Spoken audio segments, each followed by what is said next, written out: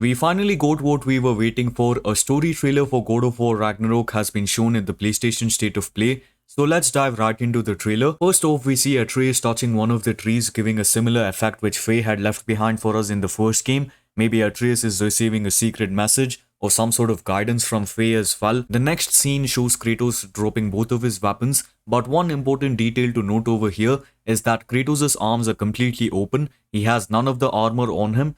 So this could be right after God of War 2018 and just before Ragnarok as well. Plus Kratos seems to be in a different cabin, not the one we were residing in as players in God of War 2018. Next up we get Tyr's appearance once more and we see Kratos freeing Tyr using his blades, and it does seem like Tyr will be blended into gameplay, seeing how we were visiting Alfheim with him, and we also seem to have a huge amount of threat in Alfheim. We saw this enemy attacking Kratos as well. Next we get the biggest reveal of the whole trailer, Odin. But his dialogue in the whole trailer, particularly his second appearance in the audio, makes it seem like he's talking to Kratos, but he could actually be talking to Atreus. We then see Atreus and Kratos seeing one more mural, which has a similar effect to the one from the first game, but it seems to disappear quickly. Perhaps we used Mimir or Tyr's eyes to unlock this mural, and Tyr is present in this scene. He obviously is really well hidden, but we can see his arm. Atreus is holding this object in the next scene once more. He was holding this in the first trailer for God of War Ragnarok as well, and Atreus and Kratos in the next scene get to see one more mural,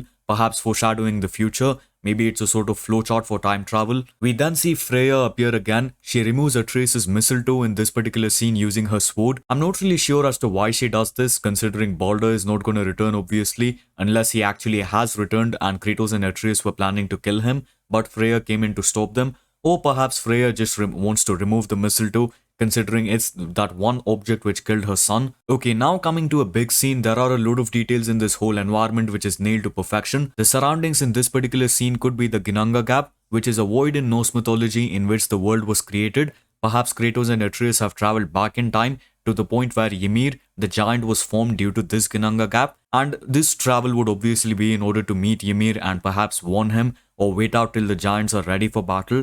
Obviously time moves differently, so it's confusing. And Mimir also seems to be missing in this particular shot, which is strange. Perhaps he cannot time travel or some other reason explained in the game as well. We also see two Valkyries fighting together against us, so they might have also chased Kratos and Atreus across time, and the fact that we will fight two of them at once is crazy. There's a load of effort being put into this game and I just can't wait any longer for it to release. We then get to see another big creature fighting Kratos. We also get a shot of Helheim which shows Kratos fighting, perhaps new moves with the blades as well.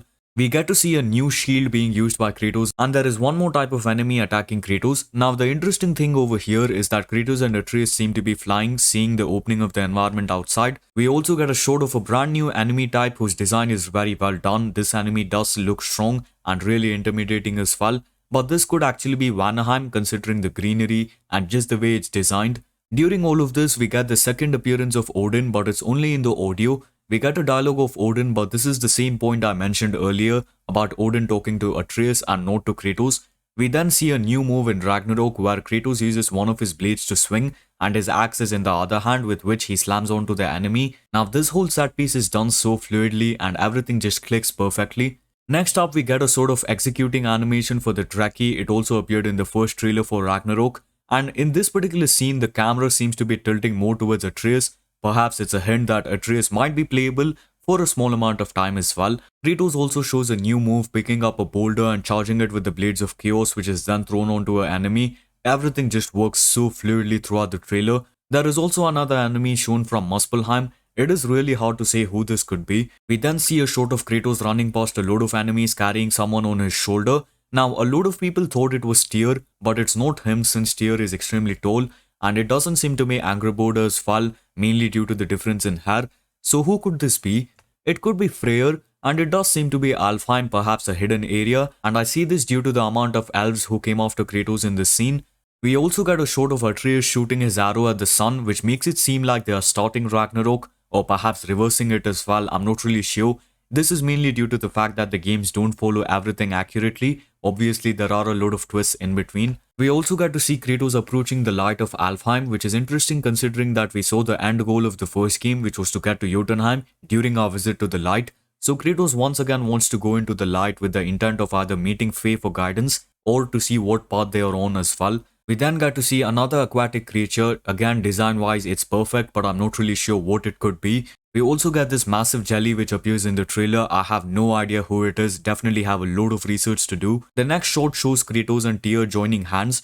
Now it's definitely a great moment, but we can't see Tyr holding one of the blades of chaos. So could this actually be a wholesome scene, or is it Tyr trying to cut off Kratos' arm using the blades? Only the game will answer this. I do feel that Kratos and Tyr will not go against each other throughout the next game, but only the game is going to be answering that. We then get the most awaited part of the whole game, the fight against Thor. We see the two of them throwing their weapons against each other, and this clash is really given the weight it deserves, and the sound is done perfect as well. Right after the logo, we see this fight continue, and Thor calls back Mjolnir just by snapping his fingers, a great touch to details as well, and both of them clash once again. Now this scene could be where one of the weapons break. I'm gonna take a wild guess and just say it's Kratos' axe that breaks, mainly due to the fact that this could perfectly make up for the reason of the axe going back to its old form as well, and this makes sense for gameplay reasons. There were a load of new details as well as appearances in this trailer. The one weird thing I found in this whole trailer is that the World Serpent is absent throughout the trailer. I really hope he makes an appearance in the next game. And Mimir also seems to be missing for few of the scenes. I'm not really sure what actually ends up happening in the game. So all of this just adds more to the intrigue of players. So that was the last scene of the story trailer. This has gotten so many fans hyped, including myself, and it's really exciting to think that the game will be in our hands in less than 2 months. So it's gonna be great. I do hope God of War Ragnarok wins Game of the Year. And that's about it for today's video, guys. Do let me know what you guys think about this new story trailer. And if you found any new details which I might have missed in this video, do let me know down in the comments. And yeah, thank you so much for watching. I'll see you all in the next one.